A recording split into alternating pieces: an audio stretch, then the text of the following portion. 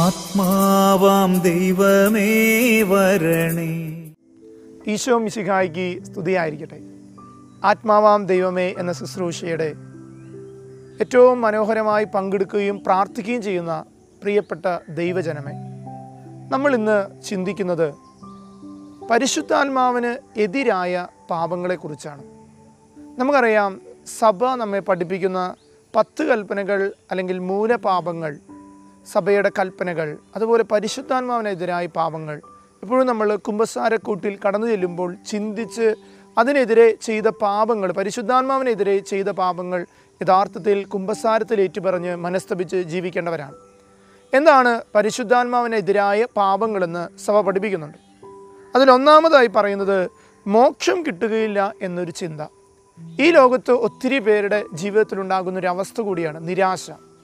കാരണം ഒരു വ്യക്തി നല്ലൊരു കുമ്പസാരം നടത്തി അനുതാപ ജീവിതം നയിക്കുമ്പോഴും ആ വ്യക്തിയുടെ കഴിഞ്ഞകാല ജീവിതത്തിലെ പാപത്തെക്കുറിച്ച് ആ വ്യക്തി ചിന്തിക്കുകയാണ്, എനിക്ക് ആ പാപത്തിന് മോചനമില്ല, ദൈവം എന്നെ ശിക്ഷിക്കും.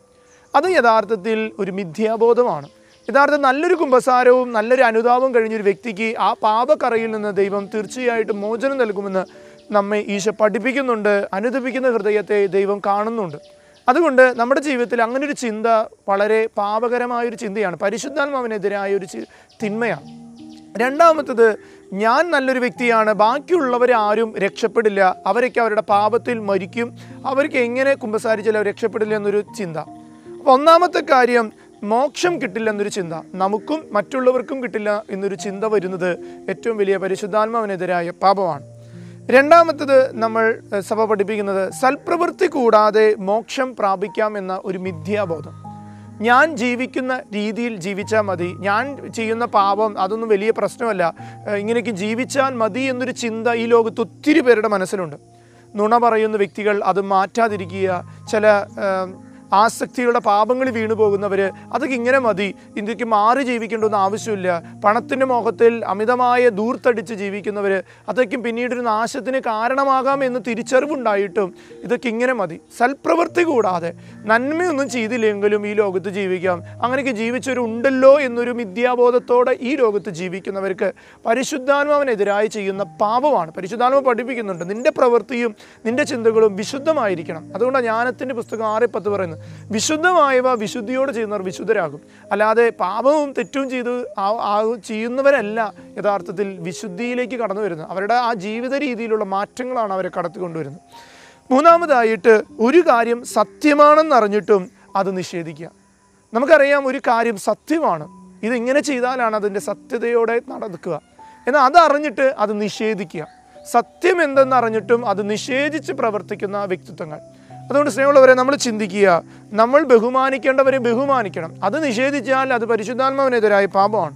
നമ്മെ നന്മ പഠിപ്പിക്കുന്ന വ്യക്തികളെ അല്ലെങ്കിൽ സഭയോട് ചേർന്ന് നിൽക്കേണ്ട സത്യത്തോട് ചേർന്ന് നിൽക്കാതെ അതിനെ നിഷേധിച്ച്, ഒരു കാര്യം സത്യമാണെന്ന് നമുക്കറിയാം എന്നാൽ അത് നിഷേധിച്ച് പ്രവർത്തിക്കുന്ന അവസ്ഥയാണ് പരിശുദ്ധാത്മാവിനെതിരെ ചെയ്യുന്ന മൂന്നാമത്തെ പാപം. നാലാമത്തത്, അന്യരുടെ നന്മയിലുള്ള അസൂയ. മറ്റുള്ളവരുടെ വളർച്ച, അവരുടെ കൃപയിലുള്ളവരുടെ ജീവിതം അല്ലെങ്കിൽ അവരുടെ ജീവിതത്തിൽ ദൈവം കൊടുക്കുന്ന ആത്മീയ അനുഭവങ്ങൾ അതൊക്കെ കാണുമ്പോൾ അസൂയ തോന്നുക. സ്വയമായി ലഭിക്കുന്നില്ല, എന്നാൽ അതിൽ വളരാൻ ആഗ്രഹിക്കുന്നില്ല, മറ്റുള്ളവർ വളരുന്നത് കാണുമ്പോൾ അതിലുള്ള ഈ ലോകത്ത് പലരുടെയും ജീവിതത്തിലുണ്ടാകുന്ന ഏറ്റവും വലിയൊരു അവസ്ഥയാണ് അത് പരിശുദ്ധാത്മാവിനെതിരായ പാപമാണെന്ന് തിരിച്ചറിയുക. അഞ്ചാമതായിട്ട്, പാപം ചെയ്തതിന് ശേഷം അനുതാപിക്കാതെ പാപത്തിൽ തന്നെ ജീവിക്കുക. ഒരു വ്യക്തി പാപം ചെയ്തു, പിന്നീട് അത് നീട്ടിവെക്കുക. ചിലപ്പോൾ ഒരു ദിവസം, ഒരാഴ്ച, അല്ലെങ്കിൽ ഒരു മാസം, ഒരു വർഷം, അല്ലെങ്കിൽ പല ജീവിത അവസ്ഥകളിലൂടെ കടന്നുപോയിട്ട് വർഷങ്ങളോളം കഴിഞ്ഞിട്ടും ആ ഒരു പാപത്തെക്കുറിച്ച് അനുതാപം ഒന്നുമില്ലാതെ അതിൽ തന്നെ തുടർന്ന് ജീവിക്കുക.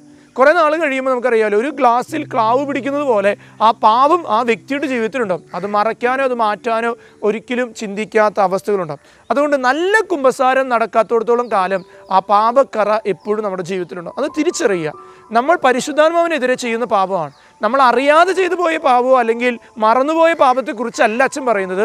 നമ്മൾ അറിഞ്ഞുകൊണ്ട് പാപത്തെ മറച്ചു വയ്ക്കുക, അതിൽ തന്നെ ജീവിക്കുക, അത് വേണ്ട, അത് പറഞ്ഞാൽ എന്തു വിചാരിക്കുമെന്നുള്ള ചിന്തകൾ പിശാചിൽ നിന്നാണ്, ദൈവാത്മാവിൽ നിന്നാണ്.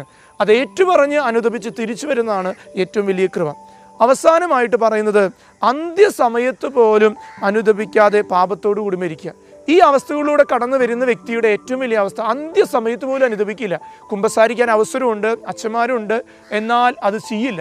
കാരണം ഞാൻ ഇങ്ങനെയൊക്കെ ജീവിച്ചാൽ മതി, അത് വലിയ തകർച്ചയിലേക്ക് അല്ലെങ്കിൽ നമ്മൾ പറയുന്ന നിത്യനാശത്തിലേക്ക് അവരുടെ ജീവിതത്തെ കൊണ്ടുപോകും. അപ്പസ്തോല പ്രവർത്തനം 7:51 വചനം പറയുന്നത് ഇങ്ങനെയാണ്: മർക്കണമുഷ്ടിക്കാരെ, ഹൃദയത്തിലും കാതുകളിലും അപരിചിതരെ, നിങ്ങൾ മല്ലടിക്കുന്നത് നിങ്ങൾ പരിശുദ്ധാത്മാവിനോടാണ്.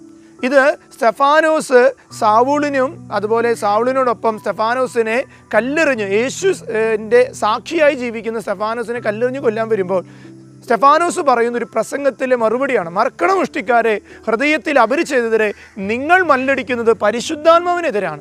സ്നേഹമുള്ളവരെ, പാപത്തിൽ നിന്ന് നമ്മളൊരു മോചനമില്ലെങ്കിൽ നമ്മൾ പരിശുദ്ധാത്മാവിനെതിരെ മല്ലടിക്കുകയാണ്.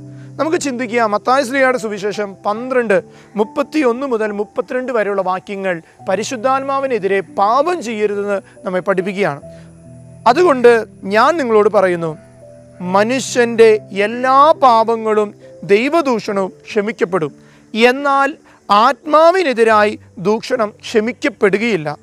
മനുഷ്യപുത്രനെതിരായി ആരെങ്കിലും ഒരു വാക്ക് പറഞ്ഞാൽ അത് ക്ഷമിക്കപ്പെടും, എന്നാൽ പരിശുദ്ധാത്മാവിനെതിരായി ആരെങ്കിലും സംസാരിച്ചാൽ ഈ യുഗത്തിലോ വരാനിരിക്കുന്ന യുഗത്തിലോ അവ ക്ഷമിക്കപ്പെടില്ല.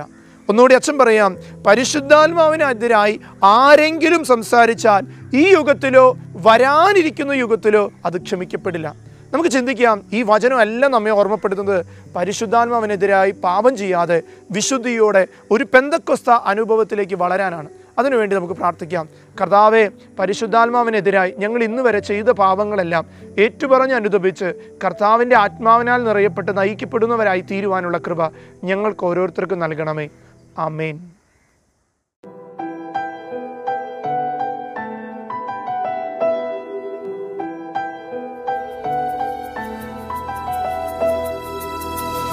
ആത്മാവാം ദൈവമേ വരണേ.